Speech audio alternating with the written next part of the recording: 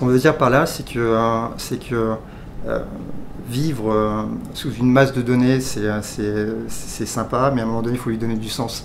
Et c'est comment arriver à travailler intelligemment avec les data, et c'est ce qu'on a essayé de faire l'année dernière, notamment en développant la nouvelle plateforme Citroën Inspired by You, en s'inspirant justement de ces données qui nous a beaucoup appris sur la typologie des gens qui utilisaient leur véhicule et surtout sur leur comportement. C'est ce que ça doit nous apporter, c'est de la richesse autour de comportements, et à partir de là, c'est de trouver l'angle ou la prise de parole qui était sous-jacente en fait à toutes ces données. Donc c'est que quand même, on aura toujours besoin quand même d'une lecture humaine qui va donner justement un sens à toutes ces données.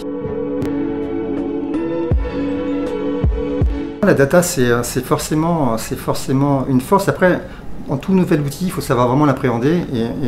Et en ça, la data, en amont d'une campagne, elle est essentielle parce qu'elle permet d'apprendre énormément sur les gens, de pouvoir justement affiner une direction, que ce soit pour le planning stratégique et après même pour les grandes idées, les grandes directions créatives. Donc en ça, elle est assez pertinente. Pendant la diffusion de la campagne, si on parle de digital, en fait, ça permet d'avoir une très grande réactivité parce qu'on va pouvoir affiner, peaufiner, changer même la copie en instantané en fonction de différents facteurs, que ce soit l'actualité, la météo, pourquoi pas, ou bien des trends en fait qui sont en train de se développer sur le net. Donc ça aussi c'est pertinent, on peut vraiment l'utiliser pour changer la copie.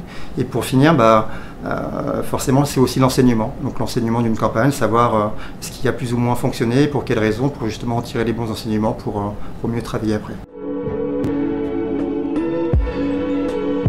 La tendance forcément à laquelle je suis aujourd'hui très confronté, et puis je suis vraiment l'évolution, c'est l'intelligence artificielle.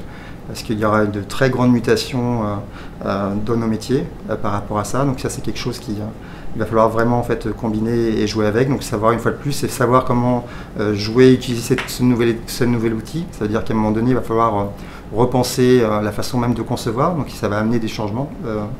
En revanche, il y a une autre tendance qui émerge et qui pour le coup est très intéressante pour la création, c'est tous ces nouveaux outils de mesure de l'impact émotionnel instantané qu'on peut avoir. Ça, le fait de savoir en live l'impact ou de quelle façon une personne va ressentir une émotion face à une communication, c'est forcément une très bonne idée. En tout cas, ça va vraiment d'une bonne voie pour la création parce que ça nous force une fois de plus à développer du travail qualitatif.